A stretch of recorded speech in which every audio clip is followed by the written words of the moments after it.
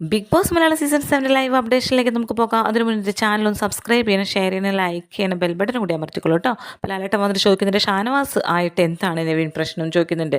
അപ്പോൾ അക്ബർ പറയുന്നുണ്ട്, രോഗം വന്നത് ഞങ്ങൾ കാരണമെന്ന് പറയുന്നുണ്ട്. വെസൽ ക്ലീൻ അല്ല, അതുകൊണ്ട് വിളിച്ച് പറഞ്ഞതാണ്. മോർണിംഗ് ഡ്യൂട്ടി എൻ്റെ അല്ല എന്ന് പറഞ്ഞ അനുമോൾ അവിടെ നിന്ന് ഒഴിഞ്ഞു മാറി. അപ്പോൾ ഷാനവാസ് കുളിച്ച് വരുന്നേ ഉണ്ടായിരുന്നുള്ളൂ എന്ന് പറയുന്നു. അപ്പോൾ നൂറ പറയുന്നുണ്ട്, ഇവർ ഞങ്ങൾക്ക് ഭക്ഷണം സ്കിപ്പ് ചെയ്തിട്ടുണ്ട് ഒരു വട്ടത്തെ, എന്നിട്ടാണ് ഇവർ ഇങ്ങനെ മുടന്ത് ന്യായം പറയുന്നതെന്ന് പറയുന്നുണ്ട്.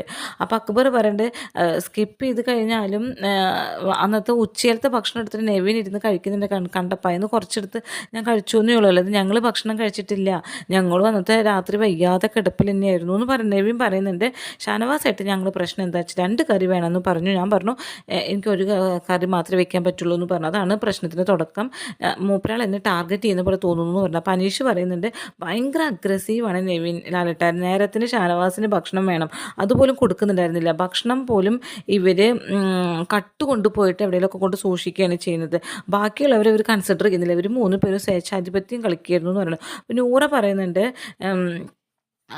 അപ്പോൾ ലാലേട്ടൻ ചോദിക്കുന്നത്, അല്ല അപ്പോൾ നിങ്ങളാരും എടുക്കുന്നില്ലേ ചോദിക്കുന്നത്. അപ്പോൾ അനീഷ് പറയുന്നത്, ഞങ്ങളാരും ഒന്നും എടുക്കാറില്ല. അപ്പോൾ നൂറ പറയുന്നത്, ഞങ്ങൾ എടുക്കുന്നുണ്ട് ലാലേട്ട, ഞങ്ങൾ പട്ടായ ഗേൾസ് എടുക്കുന്നുണ്ട്, ഇവർ എടുക്കുന്നുണ്ടെങ്കിൽ ഞങ്ങൾക്ക് കൊടുക്കാമല്ലോ എന്ന് പറയുന്നത്. ലാലേട്ടൻ പറയുന്നത്, നിങ്ങൾ എടുത്തോ, പക്ഷേ അതല്ല ഞാൻ പറയുന്നത്. അപ്പോൾ അങ്ങനെ കട്ടുകൊണ്ട് കളിച്ചാൽ മതിയില്ലേ, പിന്നെ ഇതിനെ തല്ലുകൂടുന്നേ, അതാണ് ഞാൻ ചോദിക്കുന്നതെന്ന് പറയുന്നത്. അപ്പോൾ ലാലേട്ടൻ പറയുന്നുണ്ട്, ഷാനവാസിൻ്റെ കാര്യത്തിൽ എന്താണ് അതിലേക്ക് പറയാനുള്ളത് ചോദിക്കുന്നുണ്ട്. ഫുഡ് കഴിക്കാതെ സ്ട്രെസ്സൊക്കെ ഇവർ കൊടുത്തിട്ടാണ് ഇത്രയും ആയതെന്ന് പറയുന്നുണ്ട്.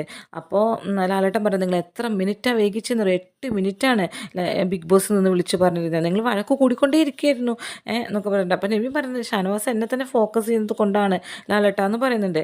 അപ്പോൾ ലാലേട്ടൻ പറയുന്നത്, 8 മിനിറ്റ് വഴക്ക് കൂടിക്കൊണ്ടേ നിന്ന് ആ മനുഷ്യനെ അവിടെ കെടുത്തിക്കൊണ്ടിരിക്കുകയാണ് എന്ന് പറഞ്ഞു. അപ്പോൾ അനുമോൾ പറഞ്ഞു, വഴക്ക് കൂടി ഭാര്യനായിട്ടുള്ള ഫിസിക്കൽ അറ്റാക്കൊക്കെ ഉണ്ടായിട്ടുണ്ട്, പക്ഷേ ഷാനവാസൊക്കെ ഞാൻ എണീറ്റോളാം എന്ന് പറഞ്ഞത് കൊണ്ടാണ് ഞങ്ങൾ അവിടെ നിന്ന് വഴക്ക് കൂടിയിരുന്നത്, അല്ല ഷാനവാസ്ഖാനെ കൊണ്ടുപോകാതിരിക്കുകയായിരുന്നില്ല എന്ന് പറയുന്നുണ്ട്. അപ്പം നവീൻ പറയുന്നുണ്ട്, അല്ല ലാലേട്ട, ഉപ്പയുടെ സ്ഥാനത്ത് അല്ലെങ്കിൽ ആങ്ങളയുടെ സ്ഥാനത്ത് കണ്ട ഇവർ അന്ന് ഷാനവാസൊക്കെ പോയിട്ട് ഇത്രയും ബുദ്ധിമുട്ടും വിഷമമൊക്കെ ആയെന്ന് ഇവർ പറഞ്ഞിട്ട് അന്ന് ഇവിടെ ഓടിക്കളിക്കലും കണ്ണു പൊത്തി കളിക്കലും ചിരിക്കലൊക്കെ ആയിരുന്നു.